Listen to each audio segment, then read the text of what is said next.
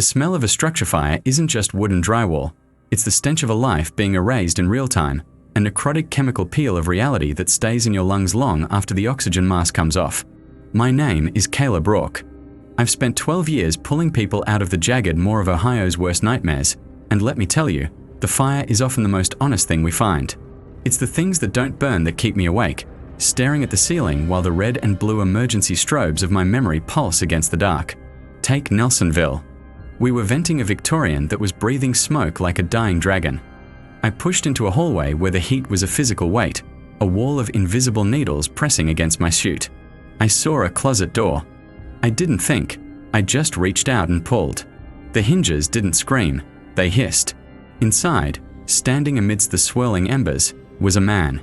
He wasn't screaming. He wasn't choking. His skin was pristine, unblistered, looking like polished marble in the orange glow. He looked me dead in the eye and grabbed my wrist. Even through the heavy thermal layers of my glove, his grip felt like dry ice, a freezing vacuum that sucked the heat right out of the room. He leaned in, his breath smelling of ozone and ancient dust, and whispered, "You left." Before I could move, his entire form didn't just burn, it collapsed. He turned into a pile of grey ash in a single heartbeat, sliding through my fingers like sand. When the fire was out and the investigators brought the blueprints, they looked at me like I was insane.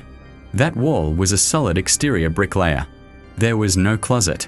There was no space for a human being to stand. Just a void behind the plaster that shouldn't have been there. Then there's the Route 33 overpass. We got a call for a high-speed rollover. A kid, barely 20, was hysterical, pointing at the concrete pillars and screaming about the man in the road. As we stabilized the wreck, the strobe lights from the engine caught something above us. A figure was perched on the safety rail of the bridge, arms dangling limp like wet rope, swaying in a wind that wasn't blowing. I shouted to the state trooper next to me, but he was looking right through the entity. It was a silhouette carved out of the night itself, a jagged hole in the world. The kid's dashcam caught it, 3 frames of a tall, faceless shape standing perfectly still amidst the chaos. The police told us later the file was corrupted, a digital rot that ate the footage from the inside out. I went back there on my day off.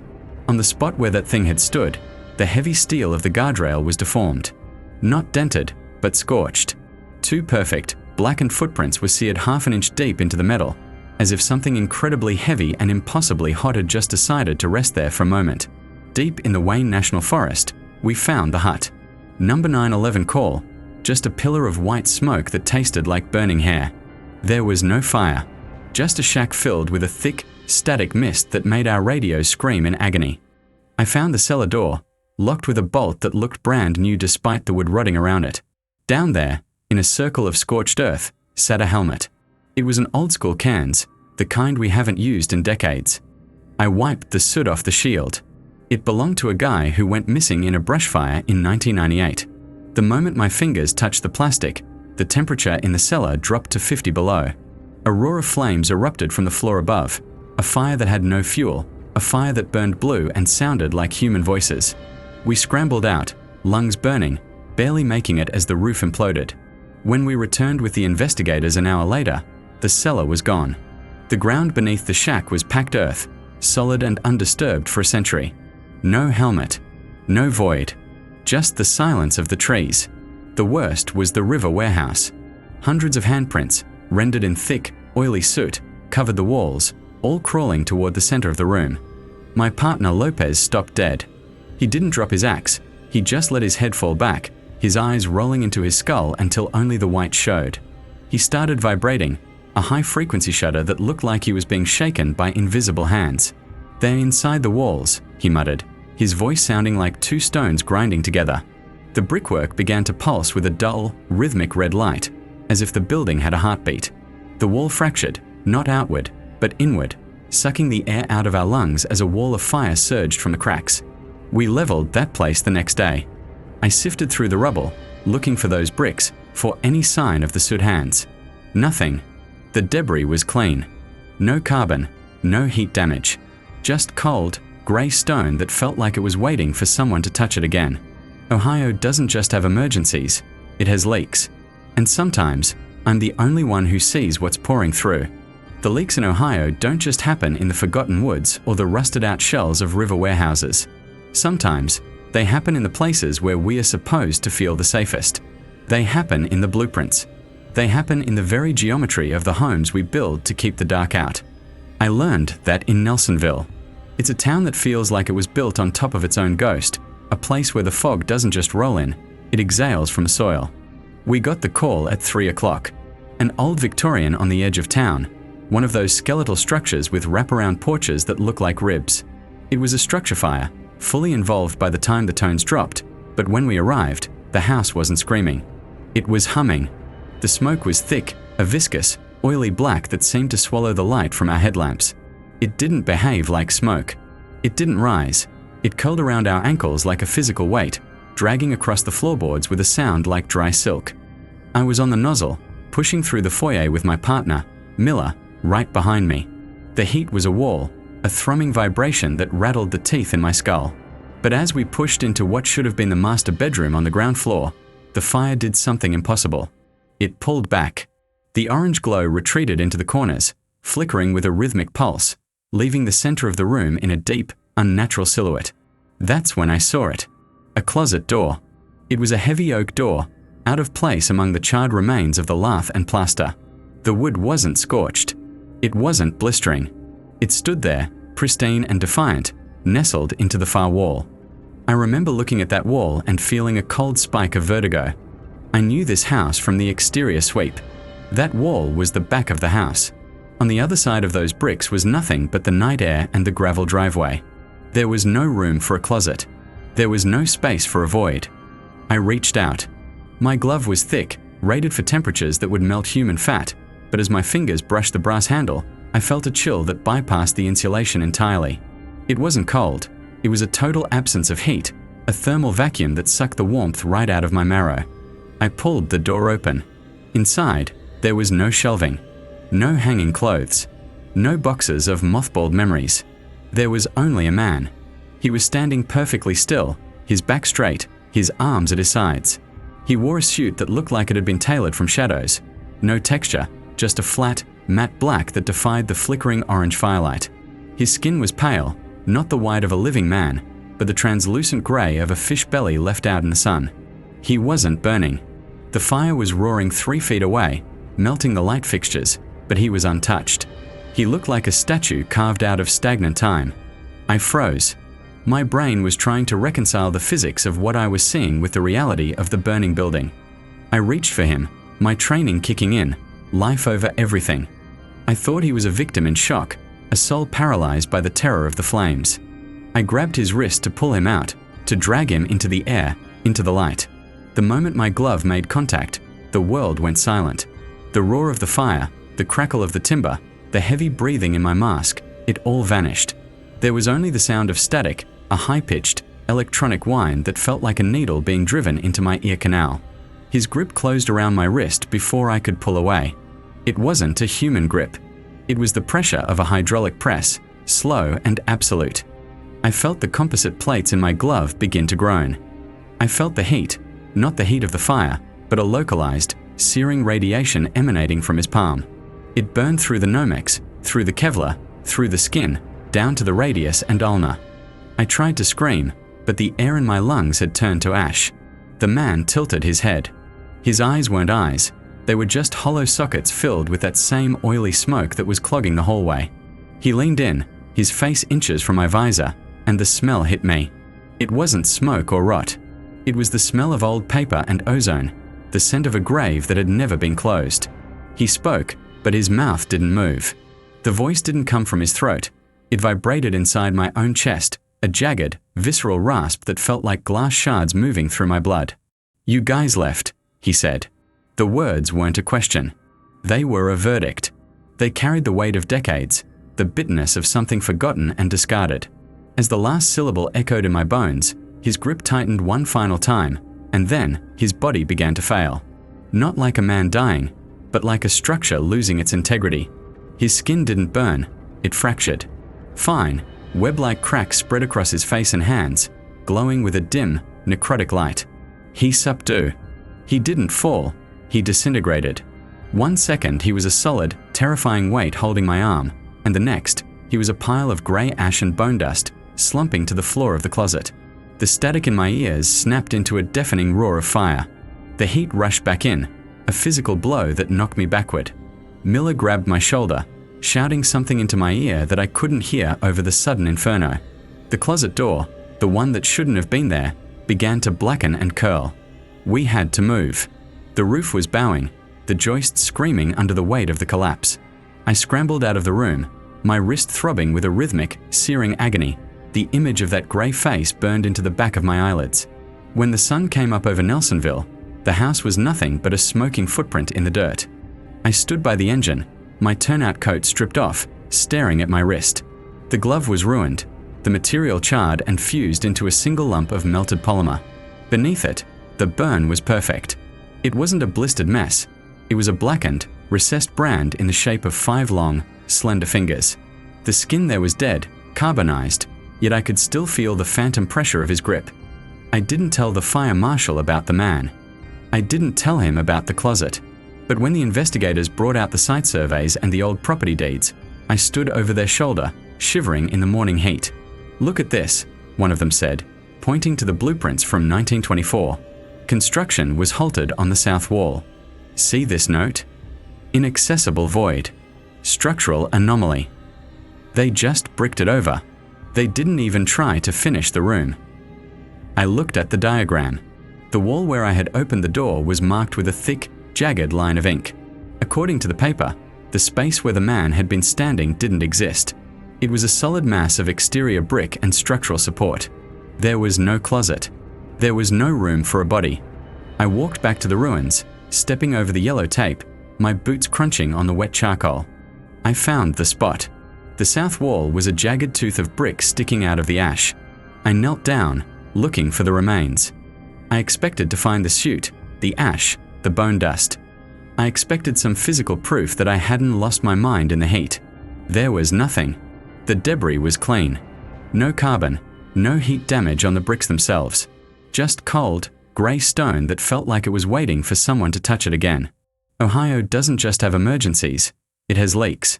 In Nelsonville, the leak wasn't a fire. The fire was just the thing that peeled back the wallpaper of reality so I could see what was hiding in the hollows of the house. "You guys left," he had said. I think about those words every time I put on my gear. I think about the things we leave behind in the walls, the secrets, the shadows, the people we decide aren't worth saving until it's too late. The burn on my wrist never healed quite right.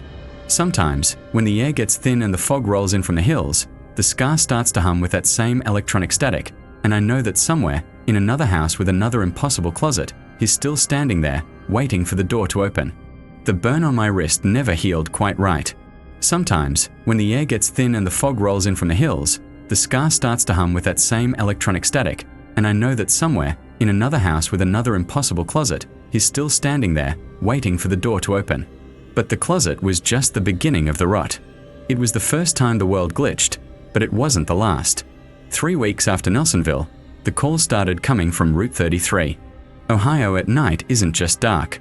It's a heavy, suffocating weight. The highway stretches through the guts of the state like a black ribbon tied around a throat.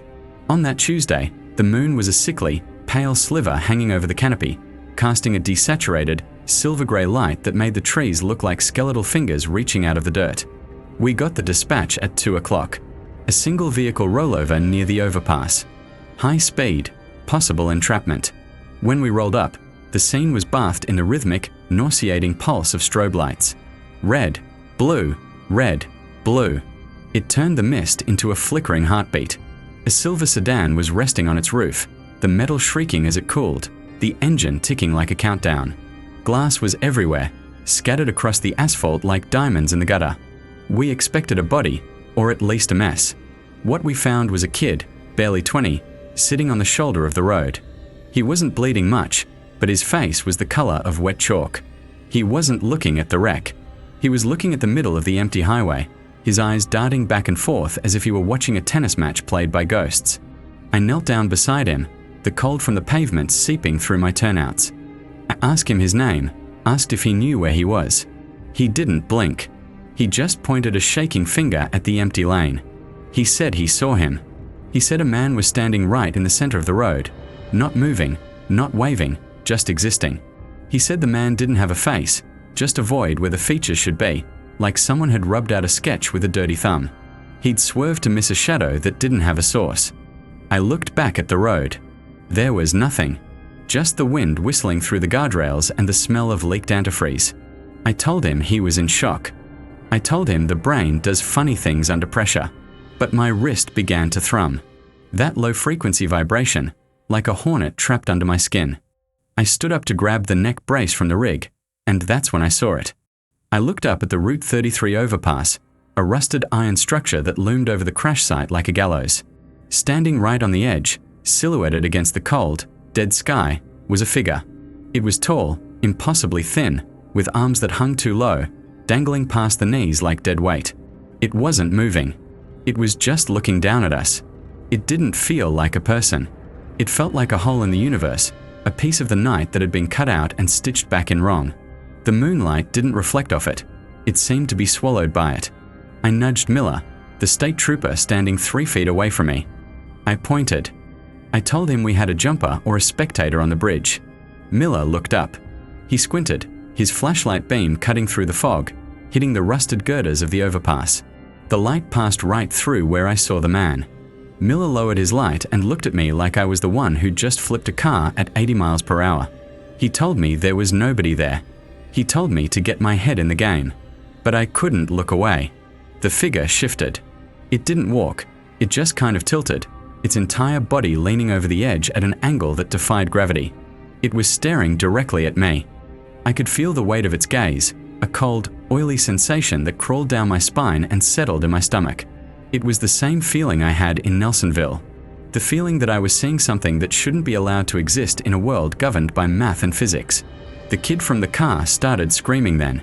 A raw, jagged sound that tore through the quiet of the woods. He was pointing at the dashcam of his wrecked sedan, which was still dangling by a wire from a shattered windshield. He kept yelling that it saw him. It saw the thing in the road. We processed the scene. We got the kid into the ambulance. Before they took him away, Miller pulled the SD card from a dashcam, mostly just to shut the kid up. We went back to the cruiser to check the footage, the cabin of the car smelling of stale coffee and industrial cleaner. The video was grainy, a digital nightmare of motion blur and lens flare. We watched the car speed down the dark highway.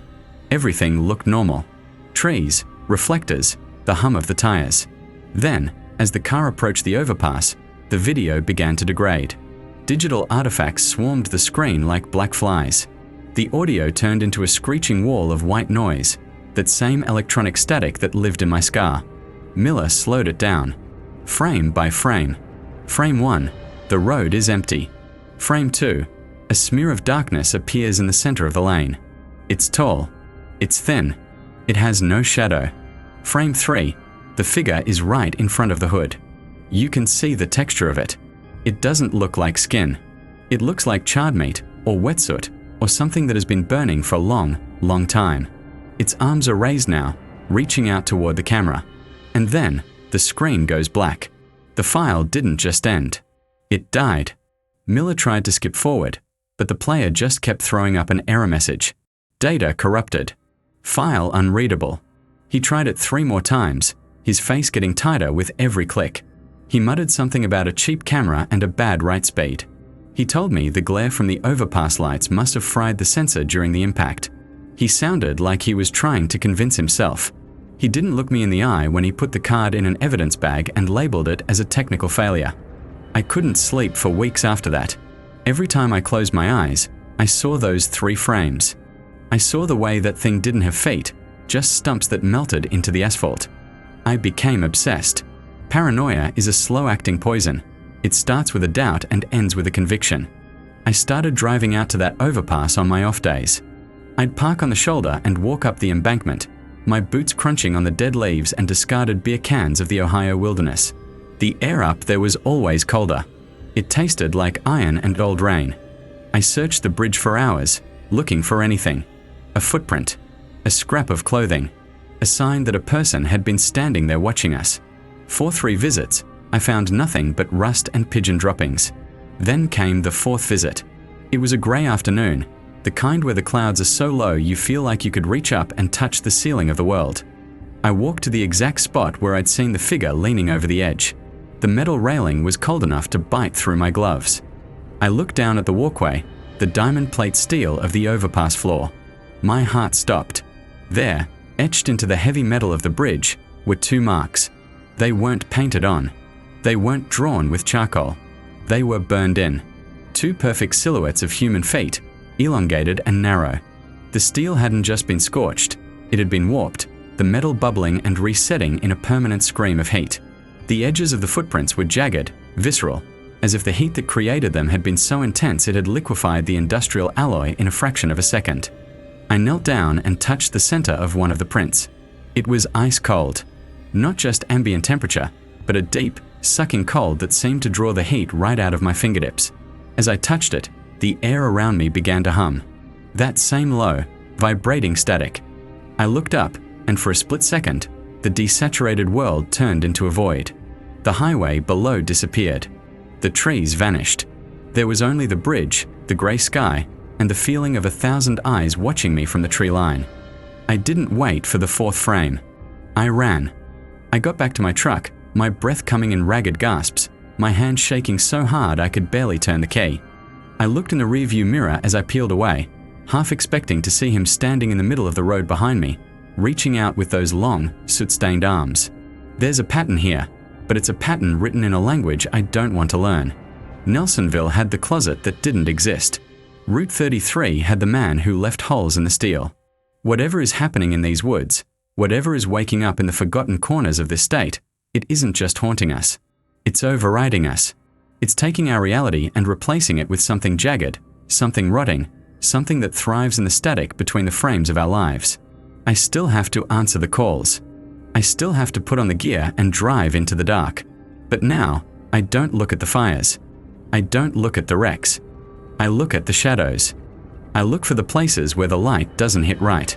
Because I know now that the most dangerous part of an emergency isn't the fire or the blood. It's the things that come to watch us bleed. And they're getting closer. I can hear them in the radio chatter. I can see them in the flicker of the street lamps. And I know, with a certainty that makes me want to scream, that sooner or later, I'm going to be the one standing in the middle of the road, and someone else is going to be watching the footage, wondering why the screen went black. The call for the watchtower came in at 3:14 in the morning, a jagged burst of static over the radio that sounded more like a death rattle than a dispatch. They told us there was a fire deep in the Wayne National Forest, north of Nelsonville. But the coordinates didn't make sense. They pointed to an old fire watchtower that had been decommissioned in the late 70s, a skeletal finger of rotted timber and rusted iron reaching out of the dense, suffocating canopy. My captain, a man named Miller who had skin like cured leather and eyes that had seen too many basement fires, didn't say a word.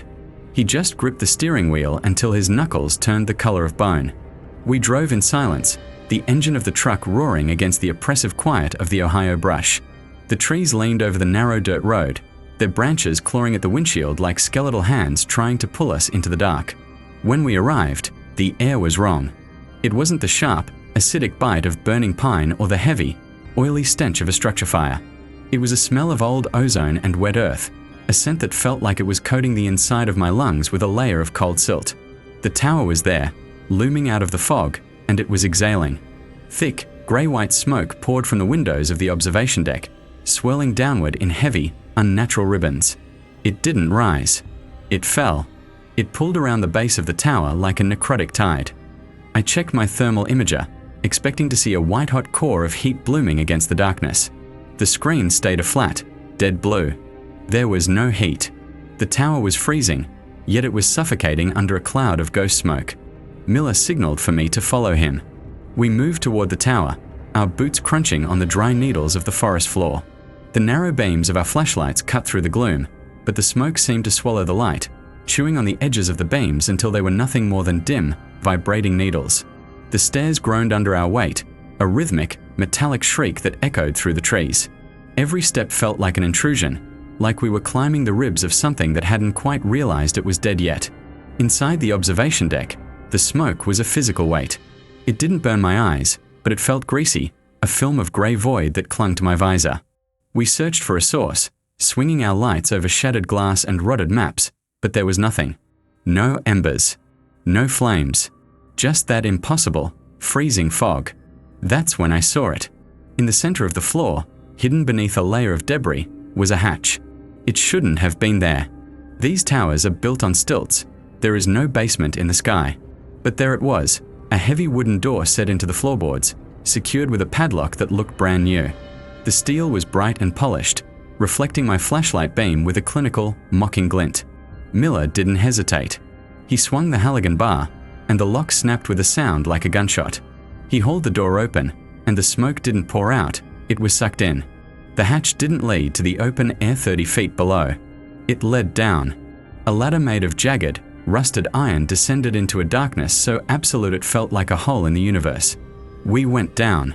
We shouldn't have, but in this job, you follow the smoke until you find the fire, even if the fire is made of shadows.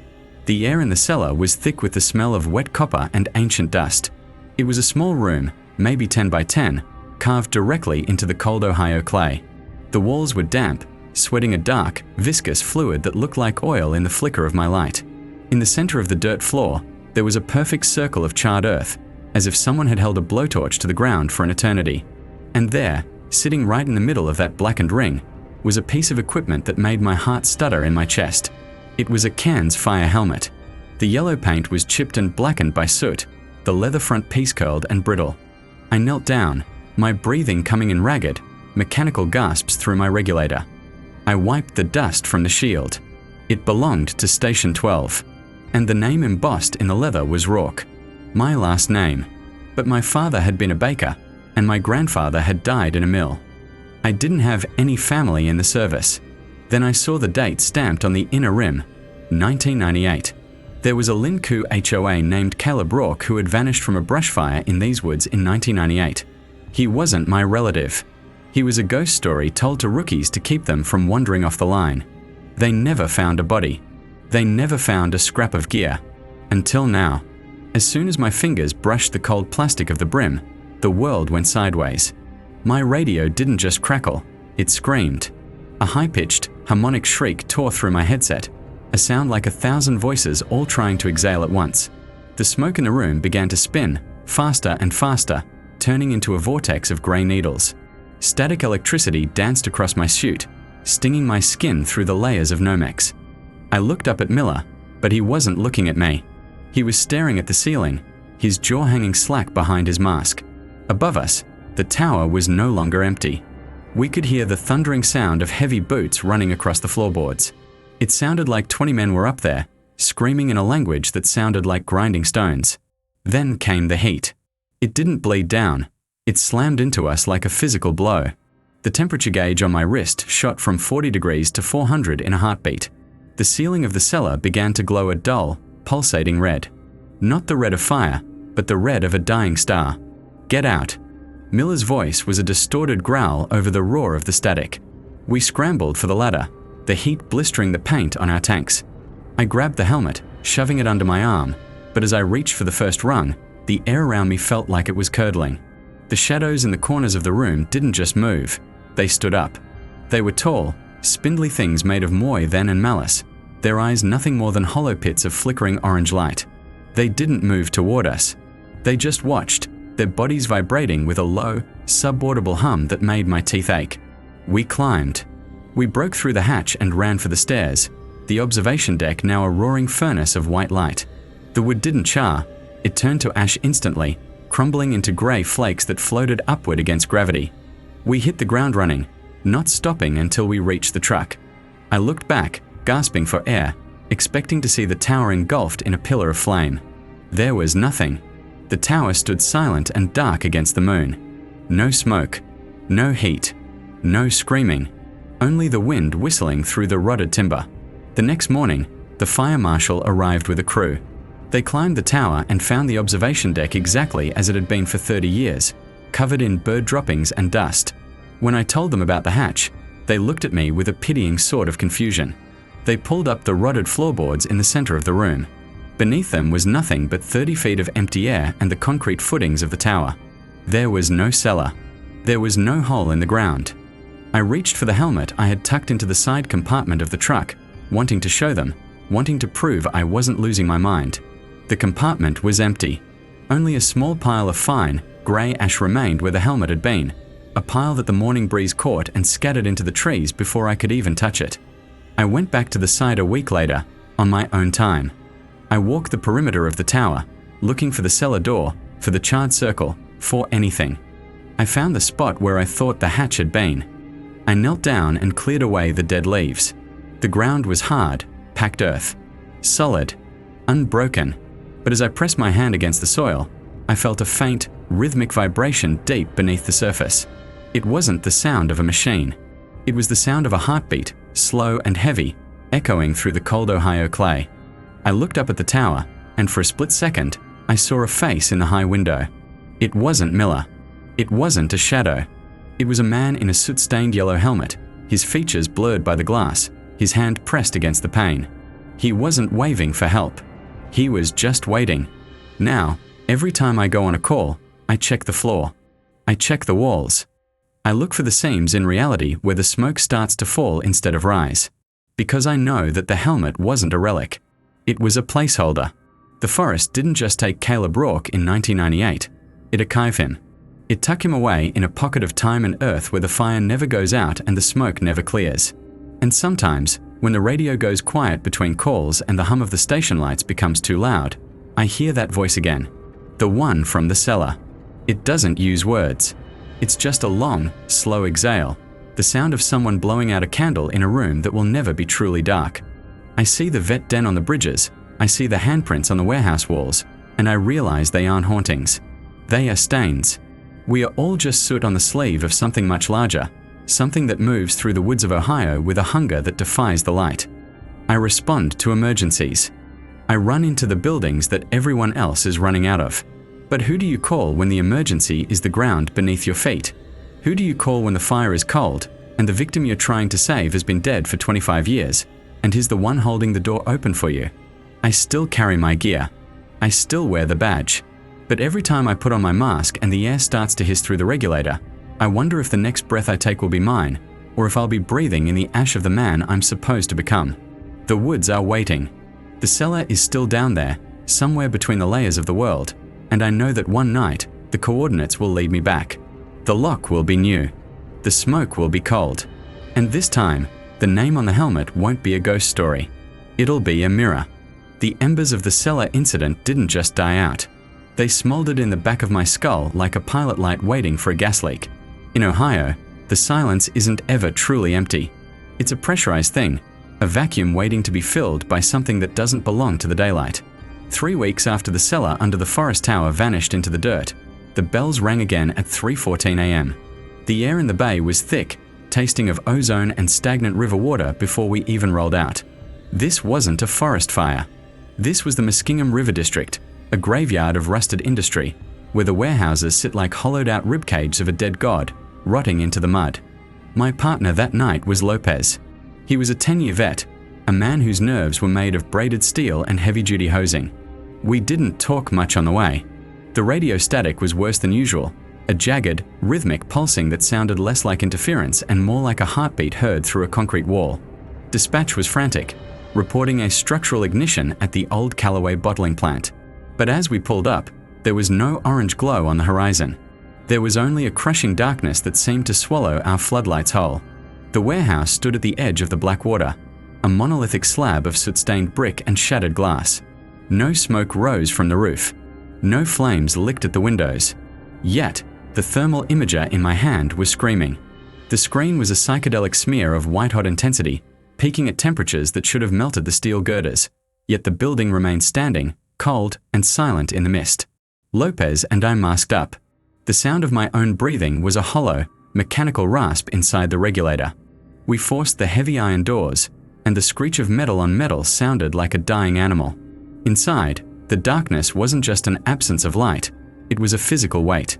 It felt like walking through a lung filled with oil. Our flashlights cut pathetic, yellow holes in the gloom, revealing nothing but dust motes that didn't dance. They hung suspended, frozen in the air like static on a dead television screen. Then we saw the walls. At first, I thought it was a decorative motif, some sick joke left by squatters. But as we moved deeper into the central bay, the scale of it hit me like a physical blow. The brickwork was covered, suffocated, by hundreds of handprints. They weren't painted on. They were rendered in thick, greasy moire then, soot so black it seemed to absorb the light from our torches. They weren't random. Every single handprint, from the tiny palms of children to the elongated, distorted grips of something far larger, was pointing toward the center of the western wall. They were clawing, reaching, dragging toward a singular point in the masonry. Some of the prints were burned so deeply into the brick that the mortar had vitrified into glass. I reached out, my gloved hand trembling, and touched a print. Even through the heavy layers of Nomex and Kevlar, I felt a pulse. A cold, rhythmic throb that vibrated through my bones. "Lopez!" I shouted, the sound muffled by my mask. "Get the hell back!" But Lopez wasn't moving. He was standing 5 feet away from the center of the wall, his head tilted back at an impossible angle. His flashlight had fallen to the floor, casting a long, jittery shadow that seemed to detach itself from his boots. Through the clear visor of his mask, I could see his eyes. They weren't his eyes anymore. They were wide, rolling back into his head, showing only the yellowed whites, while his pupils were fixed on something I couldn't see. He began to move. It wasn't a walk. It was a lean, a slow, gravity-defying tilt toward the brick. He looked like a puppet being reeled in by invisible wires. "Lopez, snap out of it." I lunged for him, grabbing his shoulder, but he was heavy, impossibly heavy, like he was made of lead. His radio erupted into a cacophony of screeching feedback, a sound like 1,000 birds being crushed at once. "They're inside, Caleb," Lopez whispered. His voice didn't come through the radio. It sounded like it was vibrating directly inside my skull, a wet, rattling sound. "They're inside the walls. They've been waiting for the heat." The temperature in the room spiked. It didn't climb, it exploded. My HUD went from 70 degrees to 900 in a heartbeat. The air became a blinding red haze of infrared heat. I looked at the wall where the handprints converged, and the bricks began to glow. Not the orange of a fire, but a sickening, bruised violet red. The sound started then. It wasn't a scream, not exactly. It was the sound of a million dry throats trying to swallow at once. A calcified, grinding noise that rose from the very foundation of the warehouse. The wall began to bulge. The bricks didn't break, they stretched like skin. I saw the outlines of faces pushing from the other side of the masonry, the brickwork conforming to the shapes of noses, open mouths, and hollow eye sockets. I tried to pull Lopez back, but the wall let out a sound like a thunderclap. A fissure ripped through the center of the bay, a jagged void of absolute blackness that bled a heat so intense it began to blister the paint on my helmet. Lopez's body went limp, his boots dragging on the concrete as the vacuum of the heat began to suck him toward the opening. I slammed my Halligan tool into a floor drain, anchoring myself with one arm while I wrapped the other around Lopez's chest. The red light was blinding now, a roar of thermal radiation that felt like being pushed into an oven. Through the cracks in the wall, I didn't see fire. I saw a void filled with shifting, charred shapes, an endless sea of bodies made of ash and static, all reaching for the light we brought with us. Then, the scream reached a crescendo that shattered the remaining glass in the building. The wall didn't just collapse, it imploded. A shockwave of soot and superheated air threw me backward, my grip on Lopez breaking. I hit the concrete hard, the world spinning into a kaleidoscope of red and black. I remember the smell. It wasn't burning wood or plastic. It was the smell of old, wet hair and scorched iron. I remember the sensation of hands, cold, soot-stained hands, brushing against my bunker gear, searching for a gap in the fabric. When I finally managed to crawl to my feet, the warehouse was silent. The blinding red heat had vanished as quickly as it had arrived, leaving only the crushing darkness. I found Lopez 10 feet away, sprawled near the rubble of the western wall. He was unconscious but breathing, his gear covered in a thick layer of fine, grey ash. I looked at the wall, or what was left of it. The entire section had collapsed into a neat pile of debris. I panned my light over the wreckage, looking for the handprints, the faces, the soot. There was nothing. The bricks lay scattered on the floor, clean. Not a single smudge of carbon. No moire then. No grease. The mortar was dry and crumbly, looking like it hadn't been touched by heat in 50 years. I checked the thermal imager. The room was a steady 55 degrees. We hauled Lopez out of there, my heart hammering a frantic rhythm against my ribs. The paramedics took him, talking about heat exhaustion and oxygen deprivation, but I saw the way they looked at his gear. There were 5 distinct finger marks burned into the shoulder of his jacket. Not black marks, but white, bleached out spots where the fabric had been stripped of all color, as if the very pigment had been scared out of the threads. A week later, I went back. The city had already sent a crew to clear the site for demolition. I found the foreman, a guy I'd known for years, and asked him about the western wall. He looked at me like I was crazy. "What wall, Rourke?" he asked, spitting into the mud. That whole side of the building was a shell. When we got here, there wasn't even a foundation under that section. Just a sinkhole filled with river silt. You guys must have been standing on air. I walked over to the pile of bricks they'd hauled to the edge of the lot. I spent 3 hours turning them over, one by one. I was looking for a sign, a smudge, a lingering scent of that impossible heat. I found one. A single brick, buried deep in the heap. On its surface, there was no soot. But as I held it up to the sun, I saw it. Inscribed into the very grain of the clay, as if it had been molded that way since the day it was fired, was a perfect, miniature human ear. And as I held it to my head, for one brief, terrifying second, I didn't hear the wind or the traffic. I heard Lopez's voice, muffled and distant, as if he was shouting from behind a mile of solid rock. "Caleb, help. It's getting hot in here." I dropped the brick into the river. I watched it sink into the black water, disappearing into the muck of the Muskingum. Lopez never came back to the shift. He took a medical discharge, moved to Arizona, somewhere where the air is dry and the houses are made of wood and glass, anything but brick. He doesn't answer my calls. But sometimes, when the station is quiet and the Ohio mist starts to roll in off the fields, I look at the walls of the bunk room. I watch the way the shadows settle in the corners, and I wonder how many layers of reality are stacked between us and the things that live in the soot. The emergencies we respond to, they aren't always about saving lives. Sometimes, they're just about witnessing the moments when the world forgets how to be solid. The warehouse is gone now, just a flat patch of gravel by the river. But the river remembers. And the soot is still under my fingernails, no matter how hard I scrub. It's not dirt. It's a stain on the soul. And I know, with a certainty that keeps me awake at night, that the next call won't just be a fire. It'll be a door. And this time, I might not be the one holding the handle. I might be the one on the other side, reaching out, waiting for someone to bring the light. The dawn in Ohio doesn't break. It bleeds. It is a slow, agonizing bruise of gray and violet that smears across the horizon, illuminating a world that feels increasingly like a stage play where the actors have forgotten their lines and the set pieces are starting to rot. I sit in the cab of Engine 7, the diesel engine thrumming beneath my boots like a dying heart. The air inside the cabin is thick with the scent of stale coffee, industrial cleaner, and the lingering, metallic tang of ozone. Outside, the world is draped in a heavy, unnatural mist that clings to the skeletal trees of the Hocking Hills. This is the hour when the laws of fire fail. This is the hour when the chemistry of combustion gives way to something older, something that doesn't care about oxygen or fuel loads. My first real taste of the impossible happened in Nelsonville. It was a standard residential call, a Victorian-era house that had seen better decades. The smoke was thick, a rolling, mustard-colored miasma that choked the street.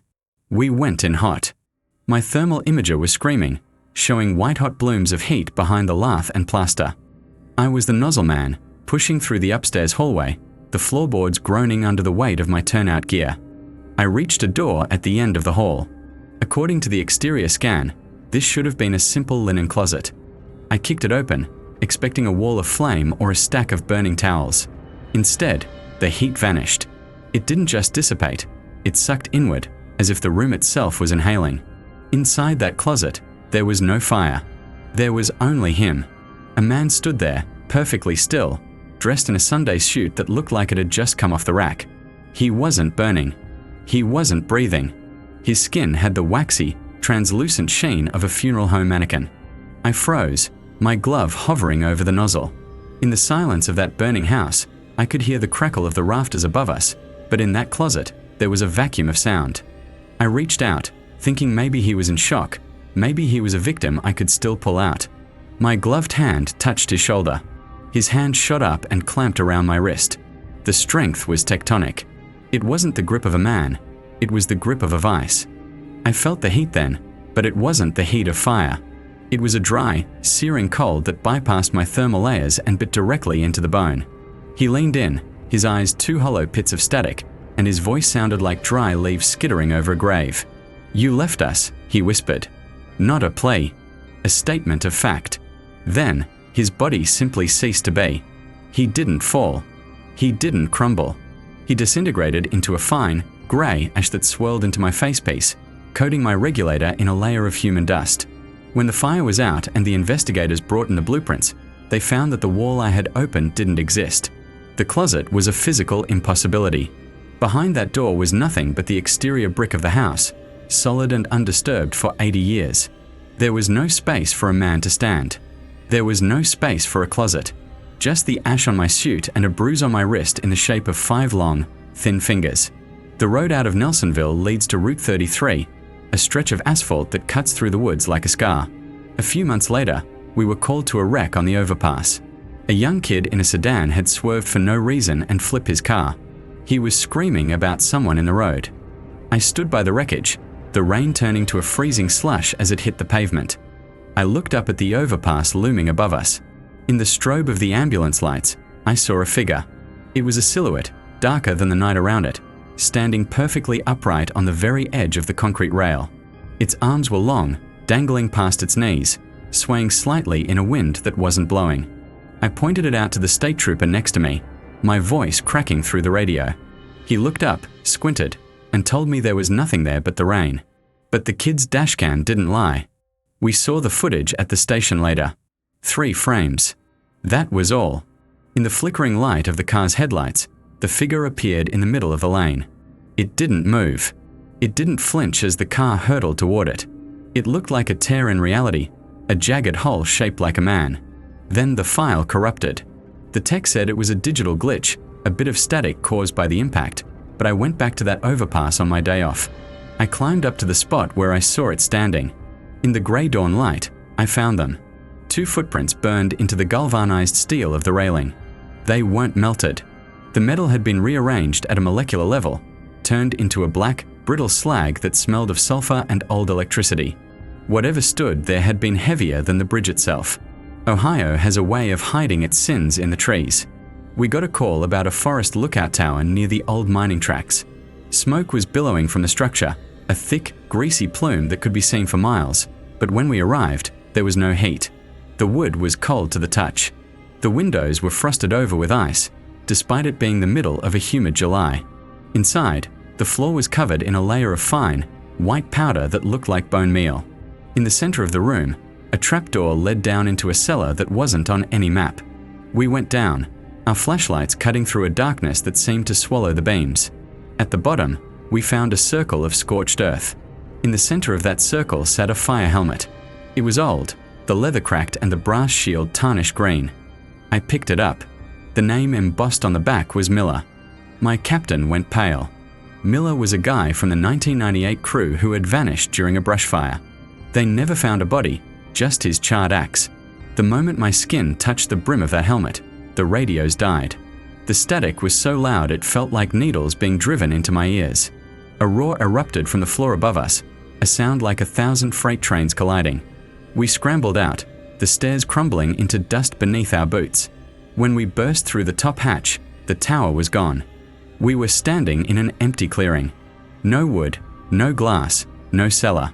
Just the flat, packed dirt and the sound of the wind. I was still holding the helmet, but as the sun began to rise, it grew heavy. I looked down, and it wasn't a helmet anymore. It was a skull, blackened by soot, its jaw wired shut with rusted copper. The warehouse by the river was the breaking point. It was an abandoned textile mill, a sprawling labyrinth of brick and broken glass. Lopez and I were doing a primary search after a report of squatters. The walls were covered in handprints. Not graffiti, not paint. Handprints made of pure, concentrated soot, as if 1,000 people had tried to claw their way through the masonry.